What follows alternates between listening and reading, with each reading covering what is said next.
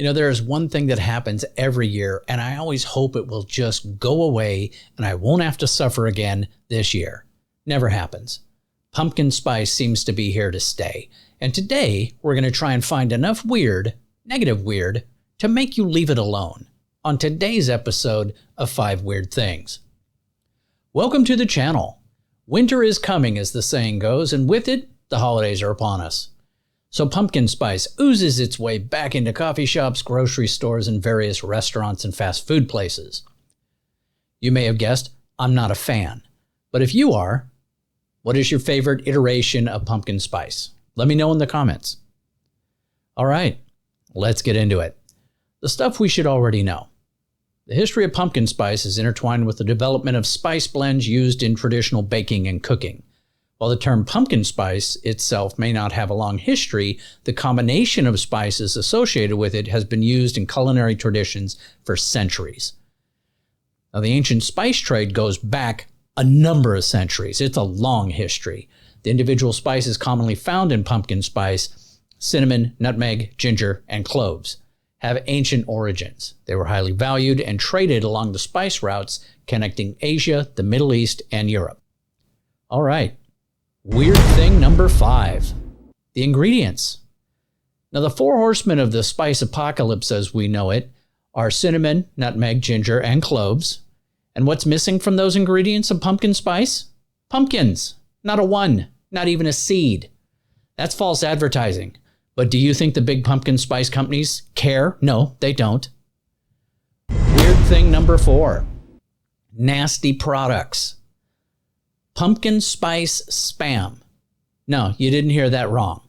In 2019, Hormel Foods released a limited edition pumpkin spice spam. And while it might sound odd, the product quickly sold out, indicating the extent of pumpkin spice mania. Pumpkin spice Pringles. Not to be outdone by Hormel, America's favorite cheap potato chips, Pringles, also joined the trend by introducing pumpkin spice flavored potato chips. The mix of sweet and salty surprised some taste buds, and it became an instant favorite, right behind dill pickle. Pumpkin spice Oreos. Oh, how could they? Even the classic Oreo cookie was not spared, and it got a pumpkin spice twist. Limited edition pumpkin spice Oreos have been released, featuring pumpkin spice flavored cream between the chocolate cookies for several years now, and it always sells out. Weird thing number 3. Pumpkin spice, it's actually healthy for you. It has antioxidant properties. Many of the spices in pumpkin spice, such as cinnamon and cloves, are rich in antioxidants, which can help neutralize harmful free radicals in the body. Also, anti-inflammatory effects. Some spices in pumpkin spice, like ginger, have anti-inflammatory properties that contribute to overall health. Blood sugar regulation. Cinnamon, common ingredient in pumpkin spice, has been studied for its potential to help regulate blood sugar levels. Weird thing number 2. Turns out, it's an American thing. Now, despite it came from European settlers that came to America, they brought their culinary traditions with them, including the use of spices in baking. Pumpkin, a Native American fruit, was readily available and became a popular ingredient in pies. Over time, the combination of cinnamon, nutmeg, ginger, and cloves became a standard spice blend used in all various fall and winter recipes.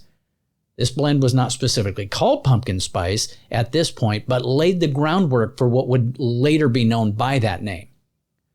Pumpkin spice as a term and a distinct concept gained popularity in the 20th century as food manufacturers began creating and marketing spice blends specifically labeled pumpkin spice. And then the knockout blow, pumpkin spice latte. The term pumpkin spice gained even more widespread recognition with the introduction of the pumpkin spice latte by Starbucks in 2003. The overwhelming success of this seasonal beverage played a significant role in popularizing the flavor combination beyond traditional baked goods. And finally, weird thing number 1. Pumpkin spice causes wars. Now, the spice trade routes in the Middle Ages. Kind of the overview. During the Middle Ages, spices such as pepper, cinnamon, cloves, nutmeg were in high demand in Europe, and the spice trade was primarily controlled by Arab merchants who transported these valuable goods from Asia to Europe. Now the conflict, maybe you've heard about it. The Crusades, from 1096 to 1291, were a series of religious wars between Christians and Muslims for control of the Holy Land. While the primary motivations were religious, control of the spice trade routes were also a significant economic incentive. The spice trade played a role of the geopolitical struggles of that time. So yes, pumpkin spice caused the Crusades. Then, the Dutch-Portuguese Wars, 17th century. Now, the overview of that one is that the Dutch East India Company and the Portuguese Empire were major players in the spice trade during the 17th century. Both sought to dominate the lucrative spice-producing regions, particularly in Southeast Asia. Now, the conflict, the Dutch-Portuguese Wars, also known as the Spice Wars, were a series of conflicts in the early 17th century. The Dutch sought to break the Portuguese monopoly on the spice trade, leading to battles in regions like the Moluccas, which were known as the Spice Islands, and the Indian Ocean. Now the outcome, the Dutch East India Company gradually gained control of key spice-producing territories, establishing dominance in the spice trade. The Dutch influence in the region had a lasting impact on spice trade routes. There you have it, pumpkin spice, causing wars for hundreds of years. Well, that's it for today's video. Hope you liked it. Bet you don't. Either way, let me know down in the comments. As for today's code word, it's pumpkin fraud. Take care. Have a great day.